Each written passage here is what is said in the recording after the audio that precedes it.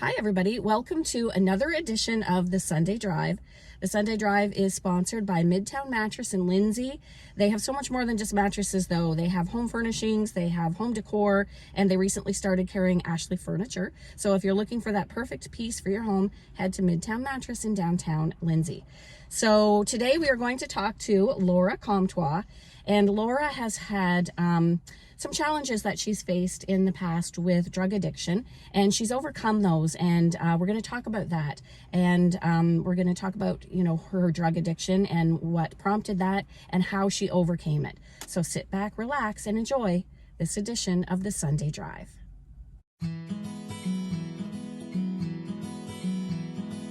Laura, tell me a little bit more, first of all, about your addiction. How did that come about? How did you become addicted? Well, what were you addicted to? I think so. First off, you don't have to be, come from a bad upbringing or have a certain social status or anything like that to become a drug addict. It can come, I had a lovely upbringing and a lovely family and a lovely life. What started mine was, I went through a divorce, which lots of people go through, and I leaned on drugs to numb the pain of that. And, what started off as, socially using cocaine, once every few months, just led into using it more often. By the end of my drug addiction, I was an intravenous user of cocaine and fentanyl. Wow, so it was bad.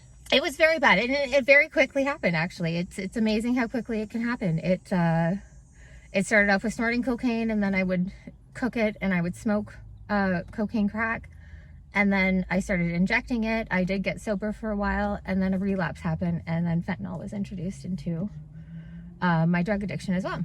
And fentanyl really is something, I think, that takes it even past heroin to another level with the addiction. It really does. I mean, fentanyl is the new heroin, is what they say. So it's much more dangerous. And to be honest, I don't know if I'd be where I am today if I didn't have that fentanyl addiction, because that is what forced me to quit. So when I experimented when I was in my early 20s, and then I had children. So obviously it wasn't a factor in my life then. When I went through my divorce, friends that I had, they would socially use, so it was easily accessible. And then the weekends I didn't have my children. That's how I would choose to let loose and party and all that kind of stuff. Alcohol certainly helps with making poor decisions. So that was something that I definitely did. And then eventually I just started meeting new friends who had even more severe habits. It's very easy to get into. And it's easy to learn how to do it, and it's easy to meet new people. And once you're in that, that's the kind of people that you meet, right? It is, and they're not even bad people. They're not bad people. No, I really don't. I didn't mean it. Yeah, no, I know that. And I mean, and you know what? I got an equal amount of hate and an equal amount of compassion when I went public with my drug addiction. And I went public with my drug addiction for one reason. It's because I was going to lose my kids, and people were accusing me that I wasn't accepting responsibility for what I was doing. And by that point, I was already in treatment for probably about 2 years. And I had a relapse, which was really unfortunate. So, and then again, I went back into treatment again at Forecast, which is a wonderful facility. It's free to everyone in Peterborough. I don't know if they treat people outside of Peterborough, but it was something that I certainly took advantage of. And they were just so understanding and wonderful. And once you go in there, you realize that you're just not this crazy person that is a bad person who made yes, I made bad choices, but it happens to so many people, and they really give you a real understanding of, you know, why you made those choices, and that you're not crazy, and that you can recover from it. So if Forecast is something that you're willing to do, I think that it's a great option to reach out to. So this is the area where you used to live? Yeah, just on the side here is the house that I moved into after my divorce, which started all of my issues. Right. Not the house, but this is where it all started. Right, and you say it's right here. A lot of the houses along here are trap houses, you call them. I do call them trap houses. A lot of them are rooming houses, and not all rooming houses have drug addicts in them, but certainly some of them did. I mean, everybody knows about Dublin Arms.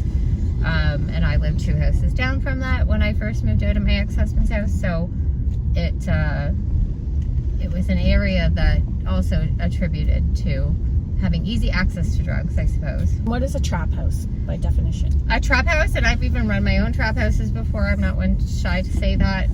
It's easy money, and it's where everyone everybody knows to go when they want drugs. So you're constantly having knocks on your door. You're constantly somebody selling drugs, and it's a house that's used purely to sell and use drugs in.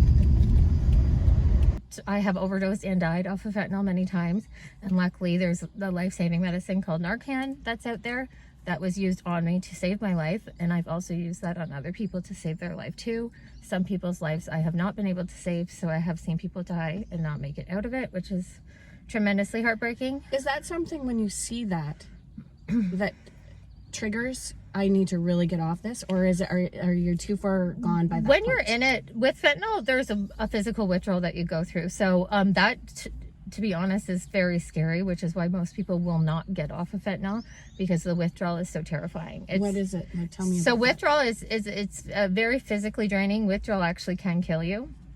So when I chose to get off fentanyl, my parents asked me if I would be willing to do it cold turkey, and that they would be there for me if I did do it cold turkey. So I chose to do that, and it was 3 weeks of pure pain. I went down to about less than 90 pounds, which is tremendously small for a woman my height and age. So it did nearly kill me. It was you think of the flu times 100, and that's what you go through for 3 weeks, and it's just tremendous pain. I did end up getting hospitalized due to my withdrawal. Because of dehydration. You can't keep down even a sip of water. It's just not possible. But it was hard, and once I did go through the withdrawal, life seemed to get a little bit better, even though the mental part of addiction was still there, but at least the withdrawal was over with. And when you say the mental part of addiction, what do you mean by that? So like cocaine has no physical withdrawal symptoms to it. So cocaine it's an addiction, and you feel you need to have it every day, all day. When you become an addict, I mean, I thought I couldn't function without it. I couldn't clean the house. I couldn't mop the floors. I needed that cocaine in order to just simply be active and do anything with my life. I called myself a functioning addict, which is kind of delusional, but that is what I would refer to myself to. But there's just something in your head that tells you that you need to do this in order to even be social with somebody.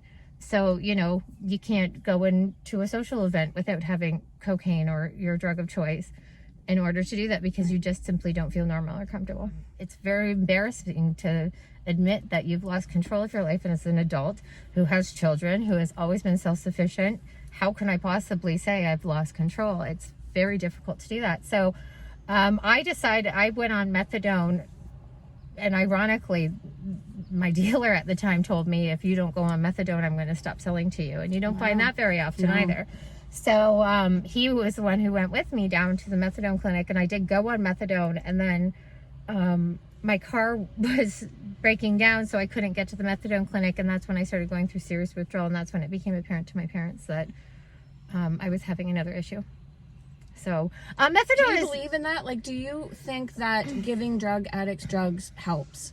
Do you, or would you prefer to see them spending that money on treatment? You know what? I honestly think that each person's different. So for some people, methadone is it did not work for me. I still felt like I was addicted to a drug, because every day I relied on having to go to this clinic to get a drink. To me, I still felt like I was going to a dealer and getting a drug, and that I was still imprisoned in that fact. But for some people it works, and they can slowly wean down their dose and then eventually live a normal life without even methadone. It's a very long process. But like I said, withdrawal is so very scary to people that is an option that people are willing to take. And I think it's better to have an option than no option at all. So the one thing I want to say to like any drug addicts out there is that, I thought I'd lost myself. I was now this new person. I was the drug addict, and I lived this life, and I was very good at it, in my opinion. And I never was going to get back to that old life that I had. It comes screaming back to you. All of your hobbies, everything comes screaming back to you. Today I have two wonderful children. I have a great relationship with my ex-husband, who's the father of my children. Things couldn't be better. My family has always been there for me, but we're all very happy.